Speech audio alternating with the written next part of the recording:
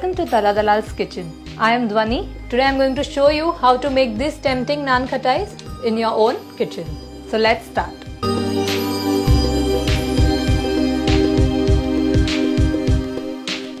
As we start making the Nankathai, our first step is to sieve the plain flour with baking soda and baking powder. So let's take some plain flour in a sieve.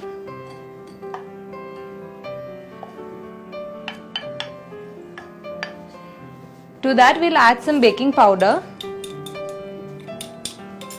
and very little baking soda. Sieve this very well.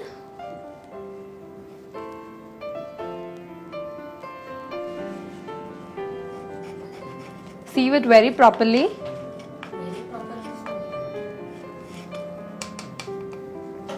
So our plain flour is sieved well. Now let's proceed to the next step. So take some ghee in a deep bowl. Here I have taken thick ghee, which is also known as full hydrogenated ghee. It is very important to take thick ghee here, otherwise the recipe may not come out perfect.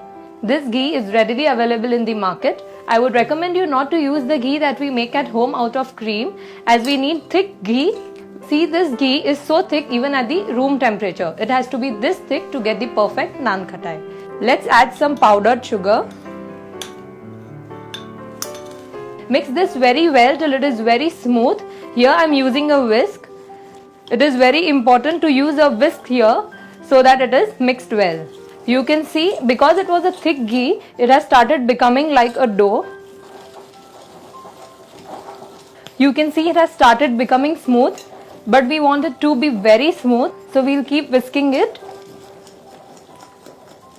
You can see now it has become fluffy and smooth.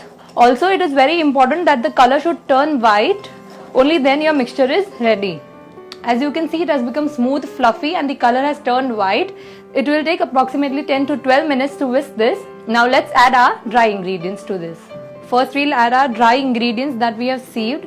That is the mixture of plain flour, baking soda, and baking powder. Some semolina, also known as rava. Some dry fruit powder. For this I have taken almond and pistachio and cardamom powder. Now mix this very well, and now we'll form a soft dough out of this. Here it is very important to use your hands, only then you will be able to get the perfect dough. Knead it very well to form a smooth dough, as you can see here. If you feel that kneading the dough is difficult here, you can add a tablespoon of ghee. So here I have taken a baking tray. Now take one portion of the dough and form it very smooth round like we do for a laddu. As you can see, it is smooth now. Now we'll flatten it between our palms. Yes, see, this is the perfect size, around 2 inches.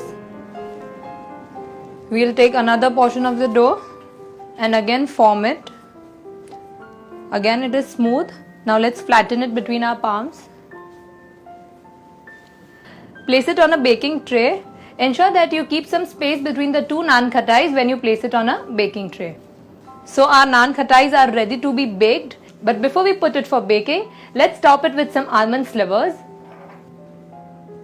Just press it lightly.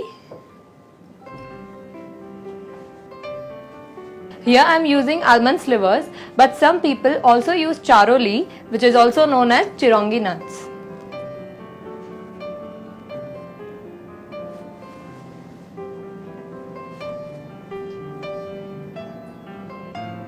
So my Nankathais are ready to be baked. I am going to bake this in a preheated oven at 160 degrees Celsius for 20 to 25 minutes.